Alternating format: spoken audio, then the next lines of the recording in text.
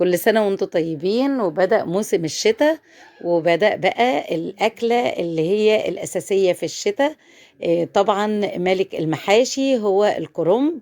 فموضوع الكرنب ده يا جماعة بيبقى موضوع كبير قوي، انه يبقى فيه خلطة وفيه سلق كرنب وفيه تقطيع كرنب وحاجات كده، فانت ايه بتتعبي قوي في اليوم ده.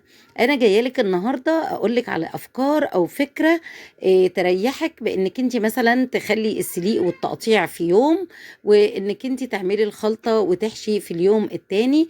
جبت كرنبايه حلوه كده او كرنبتين، هما كانوا كرنبتين، وغليت ميه وحطيت فيها ملح وكمون، وبدات اقطع راس الكرنبايه زي ما انتوا شفتوا واقورها كده، وحطيتها في الميه على طول دقيقه، يا دوب الميه السخنه تلمس الكرنبايه. وعلى طول تشيلي اول باول الورق ورا بعضه كده، وتاخدي كل الكميه دي كلها وتحطيها تحت الحنفيه اول باول علشان تبرد، لان طول ما هي موجوده وسخونيه فوق بعضيها فوق بعضيها بتسوي بعضها اكتر، واحنا يا دوب عايزينه يتحمل انه ممكن يتحط في الفريزر، وممكن نشيله لوقت العوزه، او يبقى منقذ ليكي في البيت بسرعة. تقدري لو اتفاجئتي تعملي محشي على طول بسهولة.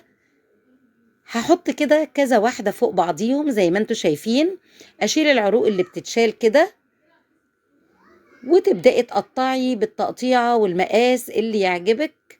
شايفين كمية كبيرة جدا وحلوة جدا مرة واحدة. الله على الجمال بقى. تشيليه بقى ويبقى مسلوق وجاهز كده، وحاجة عظمة في قلب البيت. هتبدأي تقطعيه قطع متساوية كده وتساوي الطروف بتاعته. ده لو حبيتي تعملي برضو مشروعك، ده بيبقى مشروع حلو جدا في الشتاء. ان في ناس بيبقوا موظفين ما بيقدروش يعملوا الكلام ده، ويبقوا عايزين يعملوا اكلهم بسرعة جدا لما يرجعوا من شغلهم. فانت ممكن تجيبي الكرنبايه، بيبقى بسم الله ما شاء الله، يعني لو عملتيه بيبقى مكسبه حلو جدا. بس اهم حاجة تقطعيه قطع كده شبه متساوية، يعني علشان يبقى المحشي كله وانتي بتلفيه قد بعضه. شايفين بقى الكمية كلها دي كمية كرنبتين. شايفين بقى الجمال، حاجة بقى في منتهى السهولة.